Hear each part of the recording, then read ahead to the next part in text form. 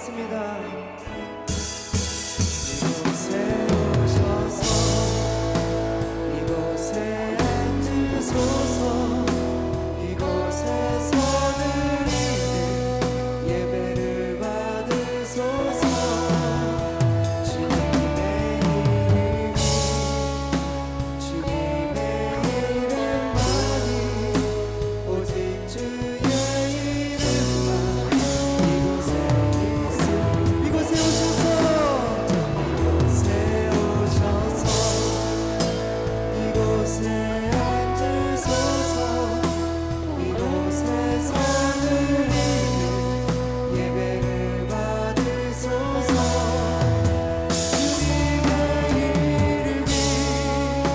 주님의 이름만이 오직 주의 이름만 이곳에 있습니다.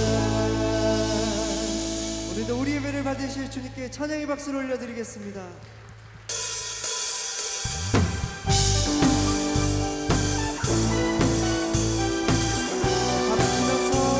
발길을 밝히 보이시니 주 앞에 빨리 나갑시다. 우리를 찾는 구주 예수 곧 오라 하시네. 발길을 밝히 보이시니 주 앞에 빨리 나갑시다. 우리를 찾는 구주 예수 곧 오라 하시네. 죄악 것을 우리 영혼을 기뻐 뛰며 주를 보겠네. 주 예수를 영원히 섬기리. 우리를 오라 하시는 말 기쁘게 듣고 순종하세. 주를 지체 말고 속속히 다시 한번 우리를 오라 하시는 말 기쁘게 듣고 순종하세. 주를 지체 말고 속속히 나가세. 죄악 것을 우리 영혼을 기뻐 뛰며 주를 보겠네. 나의 주 예수를 영원히 섬기리. 죄악 것을 우리 영혼을 주를 보겠네. 주 예수를 영원히 섬기리. 박수 치면서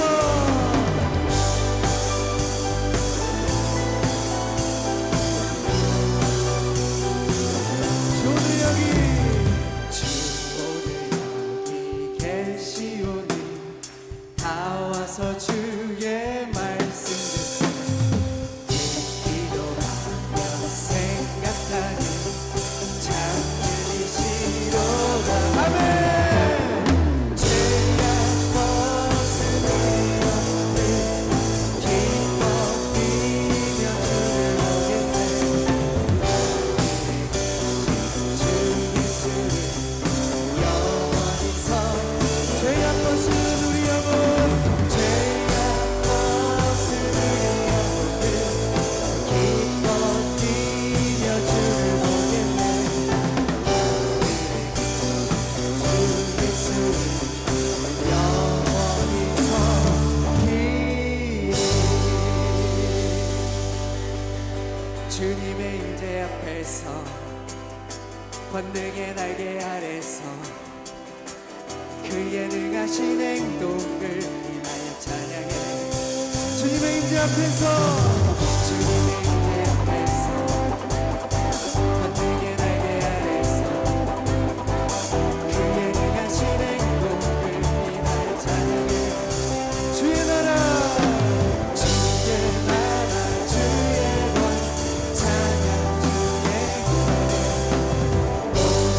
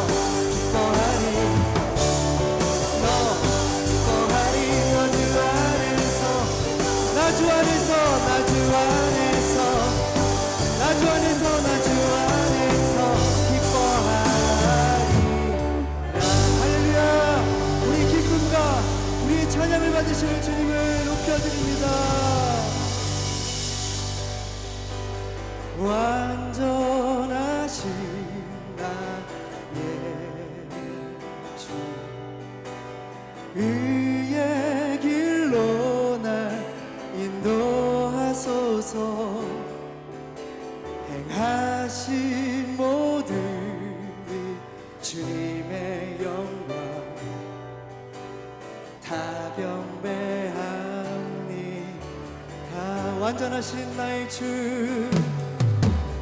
완전하신 나의 주, 그의 길로 날 인도하소서. 행하신 모든 주님의 영광 다 경배합니다.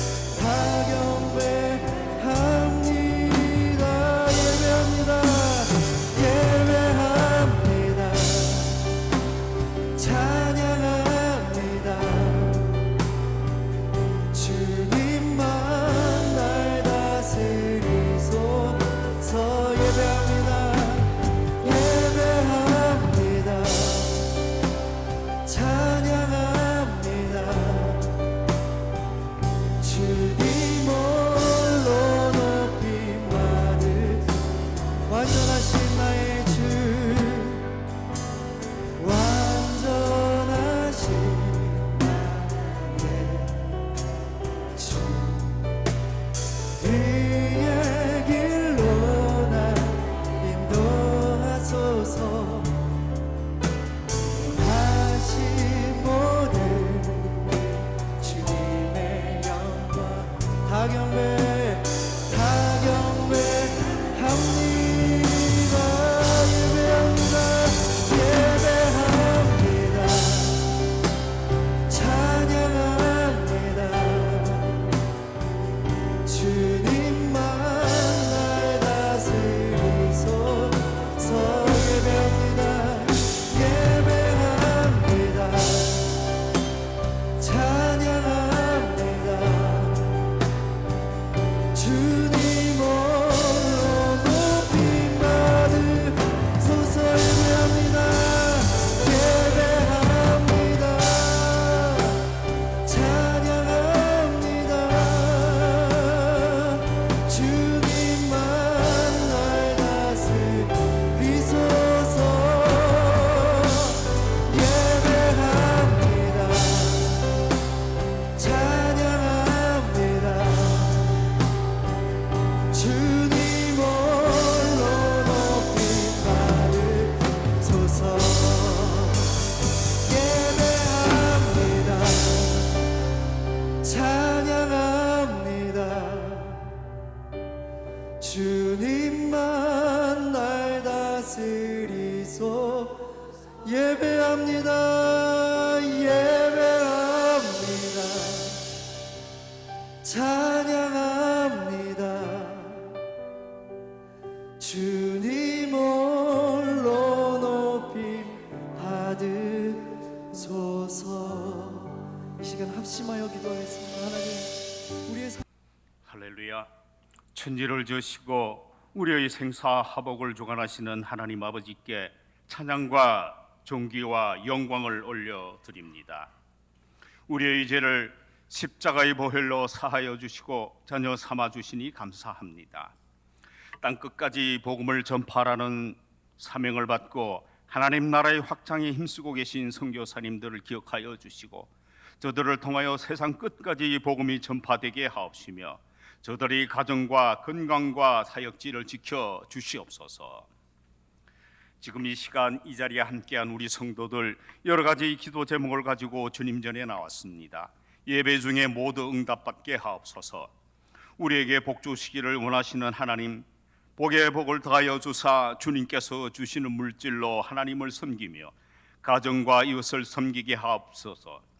경제적 위기와 여러 가지 어려운 가운데서도 살 길을 허락하여 주시고 오히려 더욱 복되게 하여 주셔서 하나님께서 역사의 주인이심을 알게 하옵소서.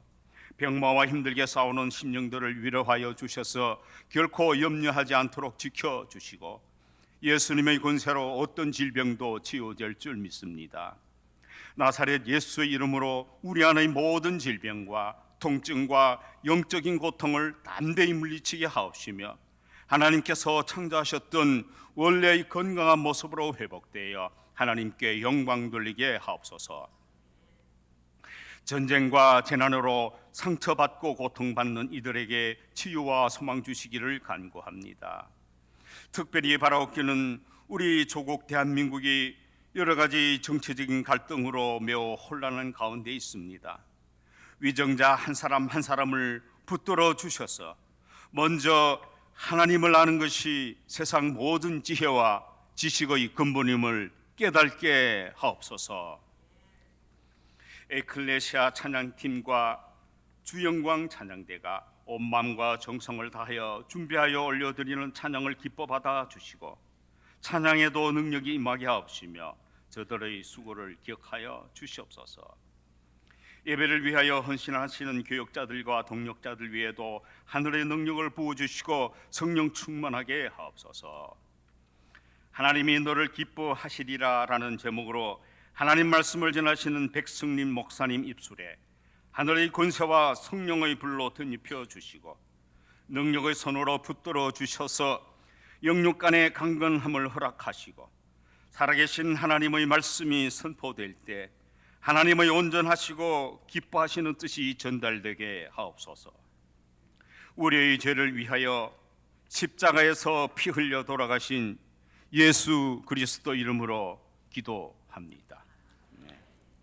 오늘 우리에게 주신 하나님의 말씀은 구약성경 이사야서 62장 1절에서 5절까지의 말씀입니다. 구약성경 이사야서 62장 1절에서 5절까지의 말씀입니다.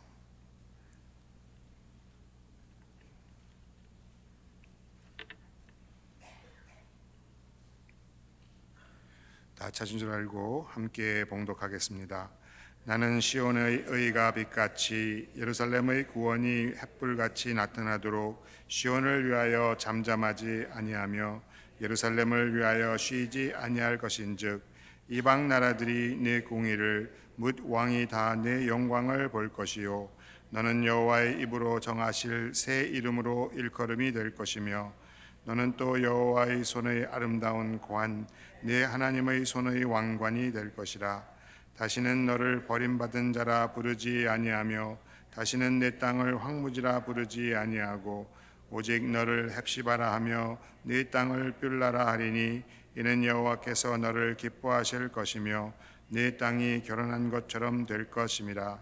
마치 청년이 처녀와 결혼함 같이 네 아들들이 너를 취하겠고 신랑이 신부를 기뻐함 같이 네 하나님이 너를 기뻐하시리라. 아멘.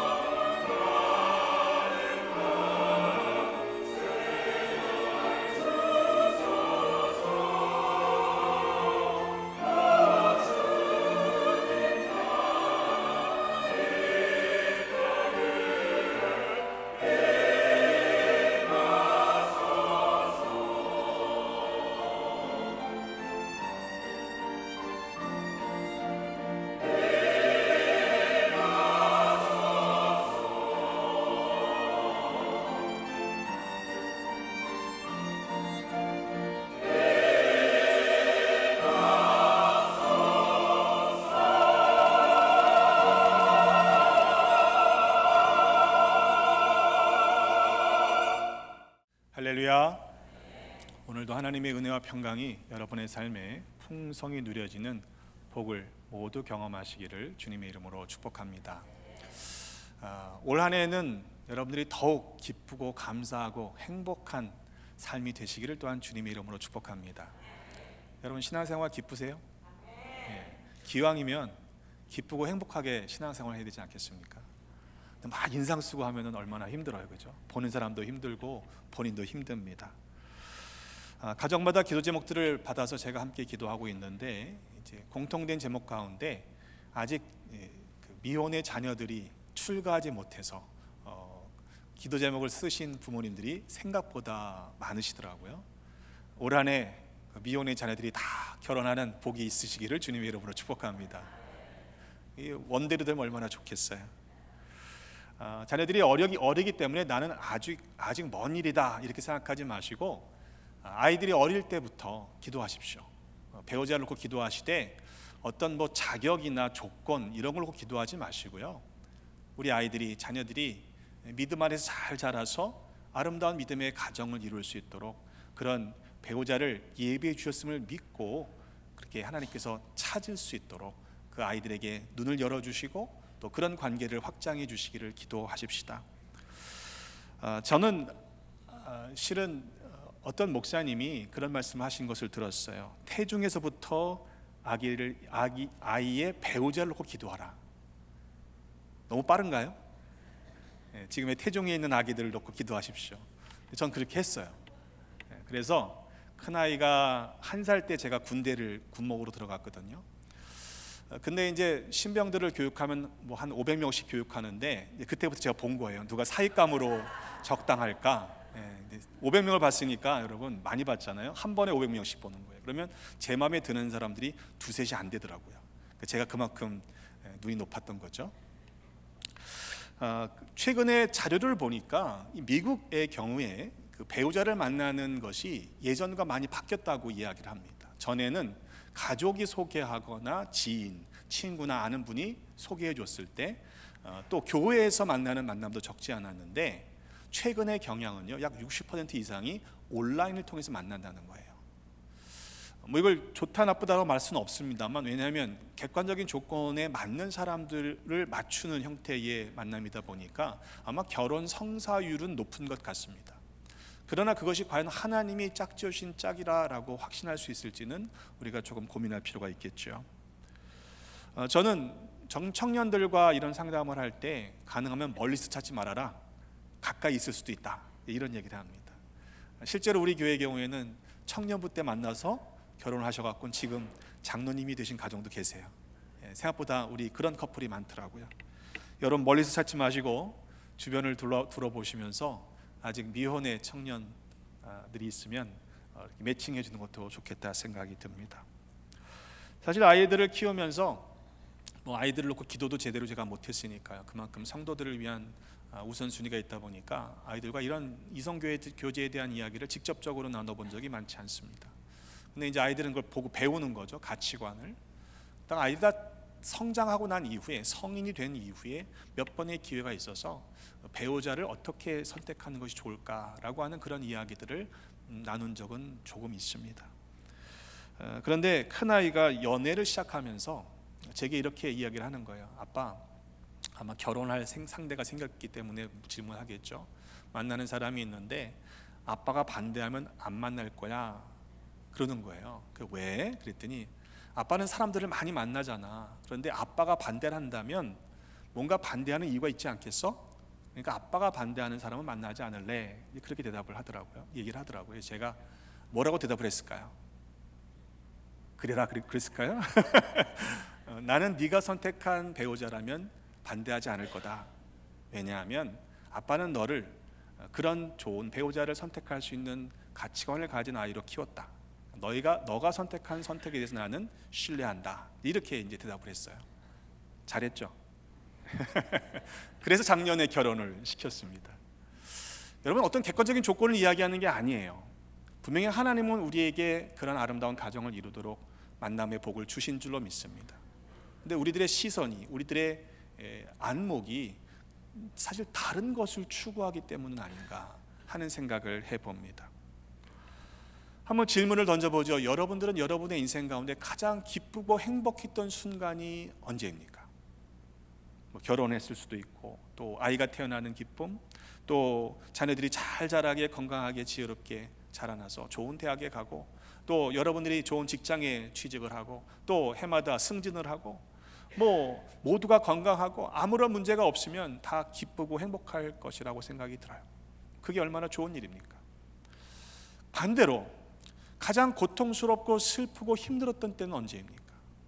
어쩌면 이 기쁘고 행복했던 순간과 정반대되는 경험을 할 때가 우린 그런 어려움들을 경험하는 것이 아닌가 생각이 듭니다. 하지만 우리가 이 기쁨과 행복의 공통점들을 한번 찾아본다면, 그 경우는, 그 일들은 다 다양하지만 공통 분모가 있다면 이 사랑이 가득할 때, 그것이 가장 행복한 때가 아닌가 하는 생각을 해봅니다. 우리 연애하는 젊은 친구들을 보면은 눈에 써 있잖아요. 사랑 중, 연애 중, 하트 뿅뿅 이렇게 써 있단 말이에요. 또 신혼 부부들을 보면은 오죽하면은 신혼 기간을 허니문이라고 얘기하지 않습니까? 그만큼 행복하고 기쁜 거죠. 제가 왜 이렇게 장황하게 이런 이야기를 하냐면요, 하나님이 우리를 향해서 그렇게 바라보고 계시다는 거예요. 하트 뿅뿅을 날리고 계시는 거죠. 오늘 본문에 보니까 이스라엘 백성을 마치 신부를 맞이하는 신랑처럼 기뻐하신다라고 말씀하고 있습니다. 오직 너를 헵시바라, 나의 기쁨이 그에게 있다. 또 너를 네 땅을 뷸라라, 결혼한 여자라 하리니 이는 여호와께서 너를 기뻐하실 것이며 네 땅이 결혼한 것처럼 될 것이라. 마치 청년이 처녀와 결혼한 것처럼 아들들이 너를 취하겠고 신랑이 신부를 기뻐함 같이 네 하나님이 너를 기뻐하시리라, 이렇게 말씀하고 있기 때문입니다. 여러분, 하나님이 막 사랑이 가득한 눈길로 쳐다보면서 흐뭇해하시고 행복해하시는 얼굴이 상상이 되십니까? 안 그려지세요 잘? 여러분, 예수님에 대한 성화가 참 많은데 예수님이 웃으시는 성화 보신 적 있으세요? 생각보다 많지 않을 거예요. 근데 여러분, 예수님은 맨날 찡그리시고 근심 걱정만 가지고 살아가신 분이 아니라 사실 예수님은 많이 웃으셨다라고 저는 생각합니다. 예수님의 첫 번째 기적이 어떤 기적이었는지 아시죠? 가나의 혼인잔치에서 물로 포도주를 만드신 기적입니다. 여러분, 혼인잔치에서 포도주가 떨어지면요, 그냥 분위기가 갑자기 냉랭해질 수밖에 없는 상황이었죠. 그런데 예수님께서는 첫 번째 기적, 공생애를 시작하시면서 가장 먼저 행하신 기적을, 그 기쁨이 끊어지지 않도록 물이 변하여 포도주가 되게 하시는 은혜를 주셨던 것입니다. 아마 예수님께서는 그 하객들과 함께 어울리면서 먹고 마시며 춤추시며 기쁨으로 그 즐거움을 함께 누리셨을 것이라고 생각이 듭니다. 자, 여기까지는 좋아요. 하나님이 우리를 기뻐하신대요. 마치 신랑이 신부를 맞이하는 것처럼 기뻐하신대요. 여러분, 신랑 되셨던 분들은 다 그 기쁨을 기억하고 계시죠? 잊어버리시면 큰일 납니다. 그런데 문제는 무엇입니까?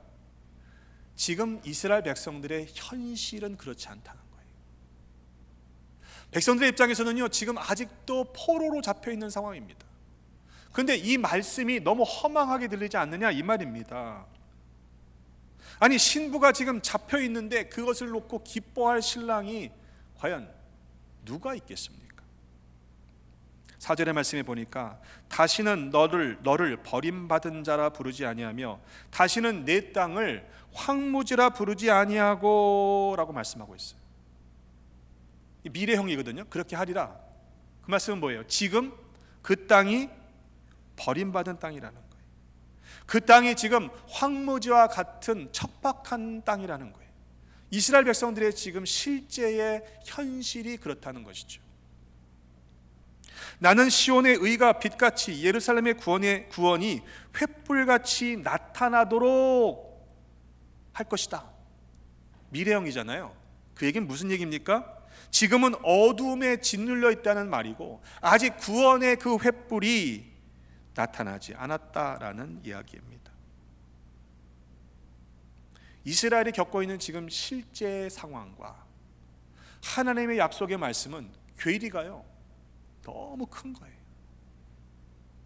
하나님은 분명히 말씀하셨는데 내가 지금 당하고 있는 삶의 현실은요, 그렇지 않다는 거예요. 여러분, 어떻게 해야 합니까? 이미 선포된 예언의 말씀과 그 말씀이 성취되기까지 이스라엘 백성들이 감당해야 할 몫이 있는 거죠. 믿음으로 인내하며 기다려야 하는 그 몫이 이스라엘 백성들의 몫이라는 거예요. 오늘 이스라엘 백성들의 입장에서는 이 말씀을 받을 때 아직 성취되지 않은 미래의 사건입니다. 그런데 오늘 우리에겐 이 사건이 어떤 사건이죠? 하나님의 말씀이 이미 이루어졌잖아요. 그렇다면 우리는 어떻게 해야 합니까? 이스라엘 백성들보다 조금 더 믿기가 쉬워요, 어려워요? 쉬워야 하잖아요. 이스라엘 백성들은 믿기가 어려울 수 있어요. 아직 일어나지 않은 일이니까. 그런데 오늘 이 시대의 그리스도인들에게는 이 말씀이 분명히 이미 성취된 사건이니 우리의 현실과 약속의 말씀 가운데 괴리가 있더라도 믿음으로 아멘할 수 있어야 하지 않느냐, 이 말입니다. 왜요? 하나님이 어떤 분이신지를 우리가 안다면 우리는 그것을 믿을 수 있어야 한다는 것입니다. 시온을 위하여 잠잠하지 아니하며 예루살렘을 위하여 쉬지 아니할 것이다. 하나님은 지금 일하신다는 겁니다. 내가 일하고 있으니까 너희들의 현실 앞에서 낭망하거나 슬퍼하지 말고 기다려라, 인내해라. 그러면 반드시 그 일이 이루어질 것이다. 여러분, 하나님은 그 약속을 지키시는 신실하신 분이심을 믿으십니까? 그러면 기뻐할 수 있어야 된다는 거예요. 그 말씀이 반드시 성취된다고 난 이후에 그제서 비로소 기뻐하는 것이 아니라 아직 그 약속의 말씀이 성취되지 않았을지라도 내가 오늘 내 현실 앞에서 무너지지 않고 기뻐하고 감사할 수 있는 것, 그것이 우리에게 있어야 합니다. 성경은 그것을 뭐라고 말씀합니까? 믿음이라고 말씀하는 거예요. 히브리서 11장 1절의 말씀을 메시지 성경은 이렇게 바꾸고 있습니다. 삶의 근본 사실은 이것입니다. 하나님을 신뢰하는 이 믿음이야말로 삶을 가치 있게 하는 든든한 기초입니다. 믿음은 볼 수 없는 것들을 볼 수 있게 하는 단서입니다. 그랬어요. 여러분, 그런 말씀 하시는 분들이 있잖아요. 가봐야 알지. 여러분, 가봐야 아는 건 믿음이에요, 아니에요? 사실은 믿음이 아니에요. 가서 이루어진 걸 보면 그거 됐으니까 그래 믿겠다. 그건 진정한 믿음이라고 말할 수 없죠. 히브리서 11장 5절의 말씀에 보면 그러한 예를 설명하는데, 믿음으로 에녹은 죽음을 보지 않고 옮겨졌으니 하나님이 그를 옮기심으로 다시 보이지 아니하였느니라. 그는 옮겨지기 전에 하나님을 기쁘시게 하는 자라라고 하는 증거를 받았다고 그랬어요. 이어지는 말씀이 뭐예요? 믿음이 없이는 하나님을 기쁘시게 할 수 없다. 여러분, 2025년도 이 한 해 그 믿음을 가지고 하나님을 기쁘시게 해드리는 하나님의 자녀들이 되시기를 주님의 이름으로 축복합니다. 우리가 지금 크게 기뻐하고 즐거워하는 일들이 무엇인지를 점검해 보십시오. 반대로 내가 지금 억눌려 있고 슬퍼하고 고통 가운데 있는 일들이 무엇인지, 근심하고 염려하는 일들이 무엇인지를 살펴보십시오. 만약 하나님께서 우리에게 허락하신 그 약속의 말씀을 붙잡고 아직 내가 기뻐하지 못하고 있다면 실은 내 영적인 상태가 하나님으로 인하여, 하나님의 그 신실하심으로 인하여 기뻐할 수 없는 믿음의 상태라는 말이 될 것입니다. 요한일서 2장 16절의 말씀이죠. 이 세상에 있는 모든 것이, 어떤 것은 그렇고 어떤 것은 그렇지 않은 것이 아니라 세상에 있는 모든 것은요, 육신의 정욕, 안목의 정욕, 이생의 자랑인데 이것은 하나님께로부터 온 것이 아니라, 아버지께로부터 온 것이 아니라 이 세상으로부터 왔다라고 말씀하고 있어요. 내가 아직도 이 세상에서 더 소유하지 못하고 더 높아지지 못하고 내가 더 누리지 못하고 있는 것 때문에 답답해하고 자랑하지 못하는 것 때문에 속상하고 있다면 어쩌면 우리는 하나님께 속한 사람들이 아니라 세상에 속한 사람으로 살아가고 있다는 말이 될 것입니다. 로마서 8장 5절로의 말씀에 보면 육신을 따르는 자는 육신의 일을, 영을 따르는 자는 영의 일을 생각하나니 육신의 생각은 사망이요 영의 생각은 생명과 평안이라고 그랬어요. 그러면서 이어지는 말씀이 육신에 있는 자들은 하나님을 기쁘시게 할 수 없다 분명하게 선언하고 있습니다. 여러분, 하나님께 기쁨이 되려면 우리가 성령을 따라 살아가는 그런 하나님의 사람들이 돼야지 않겠습니까? 에베소서 4장 30절의 말씀에 하나님의 성령을 근심하게 하지 말라고 그랬어요. 왜입니까? 그 안에서 너희가 구원의 날까지 인치심을 받았기 때문이라고 그랬습니다. 세번역 성경은요, 성령님을 슬프게 하지 말아라. 이미 하나님께서 보증하셨는데 너희가 잘못된 길로 나가면 하나님이 슬퍼하시지 않겠느냐라고 말씀하고 있는 것이죠.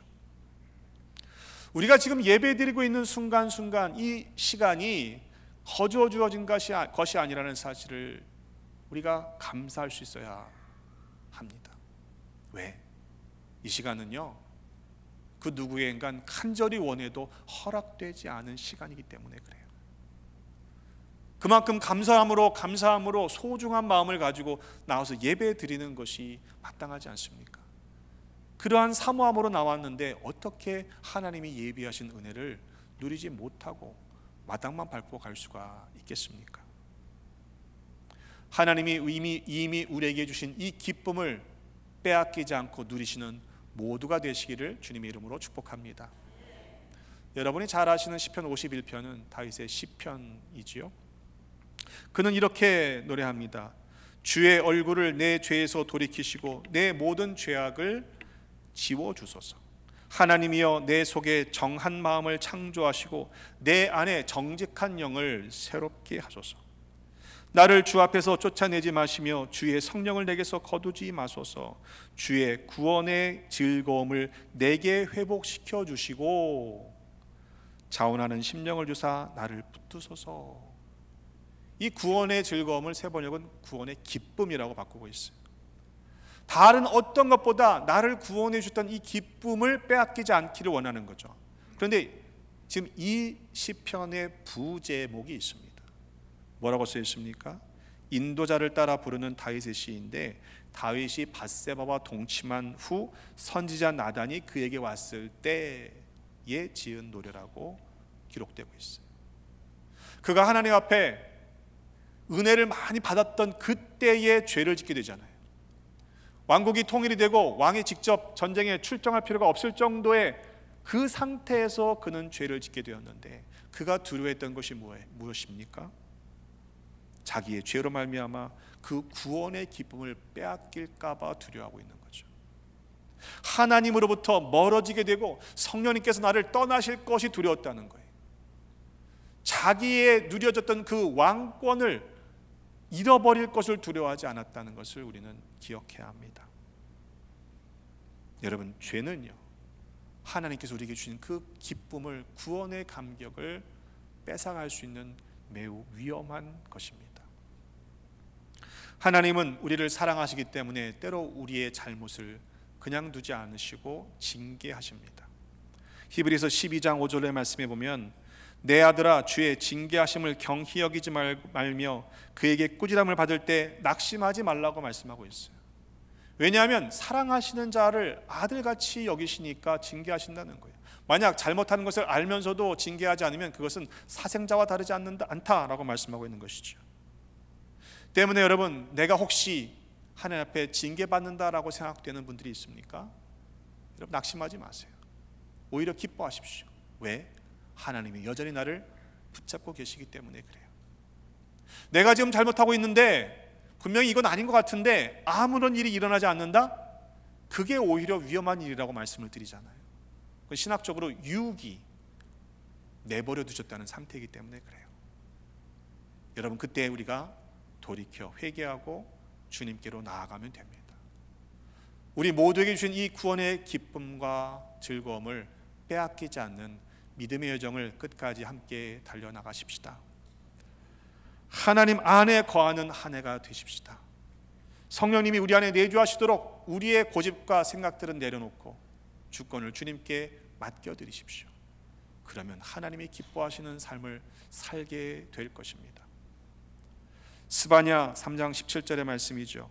너희 하나님 여호와가 너희 가운데 계시니 그는 구원을 베푸실 전능자이시라. 그가 너로 말미암아 기쁨을 이기지 못하시며 너를 잠잠히 사랑하시며 너로 말미암아 즐거이 부르며 기뻐하시리라.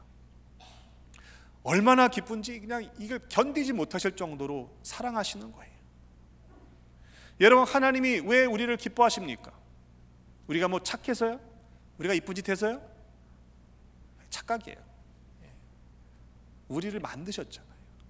하나님이 만드신 존재이니까 여러분, 그 자체로서 그 관계 때문에 우리를 사랑하시는 건 아닌가요? 때로 우리가 잘못된 길로 나가면요, 우리가 아프면요, 하나님은 우리보다 더 마음 아파하시고 그 사랑하는 사람을 대상으로 안타까워하는 그 마음 이상의 마음을 가지고 계시다고 성경은 우리에게 증거합니다. 왜입니까? 하나님은 우리의 아버지이시고 우리는 하나님의 자녀이기 때문에 그래요. 여러분, 우리 자녀들 가운데 아픈 자녀들을 볼 때 부모의 마음이 더 아프잖아요. 그렇잖아요. 그것은 관계 안에 있기 때문에 가능한 일입니다. 저희 큰아이 가정에서 한 2주 전인가 한 주 전인가 프렌치 불독, 조그마한 불독을 하나 입양을 했대요. 제가 아이들을 키우면서 뭐 강아지를 키울 만큼의 상황과 조건이 안 돼서 그냥 메릴랜드 살 때는 조금 큰 개를 키웠었습니다만 플로리다와 그때는 키우지 않았습니다. 근데요, 참 이게 희한한 게 그 강아지가 보고 싶은 거예요. 제가 아니, 강아지가 보고 싶은데 하물며 손주는 어떻겠어요? 그죠? 하물며 하나님이 우리를 바라보시는 마음과 눈길은 어떻겠냐는 거예요. 여러분, 우리의 상황과 조건과 상관없이 하나님은 우리를 사랑하신다니까요. 근데 우리 자꾸 그것을 잊어버려요. 의심해요. 성경은 뭐라고 말씀합니까?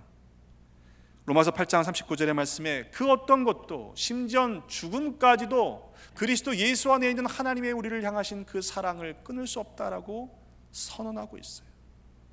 여러분, 믿으십니까? 그건요, 끊을 수 없는 관계입니다. 하나님이 우리를 그렇게 사랑하고 계심을 믿으시기를 바랍니다. 그러면 어떠한 상황과 조건 가운데서도 우리는 결코 이 구원의 기쁨을 놓치지 않게 될 것입니다.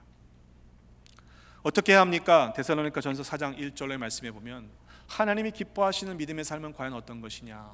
다른 것이 아니라 하나님의 뜻은 거룩해지는 것이라고 말씀하고 있어요. 하나님의 뜻은 이것이니 너희의 거룩함이라. 곧 음란을 버리고 각각 거룩한 함과 존귀함으로 자기의 아내 대할 줄 알고 하나님을 모르는 이방인과 같이 세욕을 따르지 말고 이 일에 분수를 넘어서 형제를 해하지 말아라. 이는 우리가 너에게 미리 말하고 증언한 것과 같이 이 모든 일에 주께서 신원하여 주심이라. 하나님이 우리를 부르신 것은 부정하게 하시려는 것이 아니라 거룩하게 하시려는 것인데, 만약 이것을 저버리는 자는 사람을 저버림이 아니라 너에게 그의 성령을 주신 하나님을 저버리는 행위다라고까지 말하고 있습니다. 여러분, 거룩하게 사는 것은요, 세상 속에서 구별된 모습으로 살아간다는 말 아닙니까? 하나님이 그 모습을 기뻐하신다는 거예요. 세상 사람들 속에 섞여서 믿는 사람인지 믿지 않는 사람인지 그렇게 이도저도 아닌 어정쩡한 양다리를 걸치는 삶이 아니라 하나님의 사람답게 고난 속에서도 어려운 환경 속에서도 믿음을 지켜나가는 모습을 하나님은 기뻐하신다 말씀하고 있는 것입니다. 어떻게 이 한 해를 보내기를 원하십니까? 슬픔과 근심에 쌓여서 이 한 해를 보내지 마십시다. 여러분의 모든 걱정과 근심과 고통을 하나님께 내려놓으세요. 그리고 오직 우리를 바라보시며 그 사랑을, 기쁨을 주체하지 못하시는 하나님께만 시선을 고정하시기를 바랍니다. 그러면 구원의 기쁨을 주신 하나님께서 우리로 하여금 능히 감당하게 하실 것입니다. 로마서 14장 17절의 말씀에 보니 하나님의 나라는 먹는 것과 마시는 것이 아니요 오직 성령 안에 있는 의와 평강과 희락이라고 그랬어요. 이로써 그리스도를 섬기는 자는 하나님을 기쁘시게 하며 사람들에게도 칭찬을 받는다고 그랬습니다. 여러분, 믿음의 삶을 살아가는 사람들은요, 우리끼리만 좋고 나 혼자만 좋은 게 아니에요. 하나님께 기쁨이 되다 보니까 사람들에게도 칭찬받고 결국 하나님 앞에 영광 올려드리는 삶을 살아가야 한다라고 말씀하고 있는 것이죠. 하나님이 사랑하시는 백성이 세상 속에서 탁월해야 하지 않겠습니까? 여러분, 어떠한 상황과 환경에서도 이 믿음을 잃지 마십시다.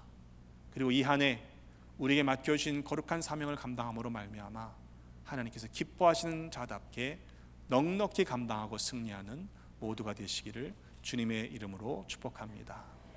기도하겠습니다. 아버지 하나님, 우리에게 구원의 큰 기쁨과 즐거움을 허락해 주시니 감사드립니다. 그러나 때로 우리가 당면한 현실의 눈앞 문제 앞에서 낙심하고 근심하고 염려할 때가 많았음을 회개합니다. 이후로는 믿음을 7배나 더셔서 어떠한 상황 속에서도 이 구원의 기쁨을 빼앗기지 말게 하여 주옵소서. 믿음을 가지고 넉넉히 감당하는 거룩한 하늘 백성 되게 하여 주옵소서. 그래서 만방이 우리를 기뻐하시는 하나님이 우리의 아버지 되심을 알 수 있도록 사람들에게도 칭찬받는 거룩한 삶 살게 하여 주옵소서. 친히 십자가에 달리사 우리에게 구원의 기쁨을 허락해 주신 구주 예수 그리스도의 이름으로 축복하며 기도하옵나이다. 아멘.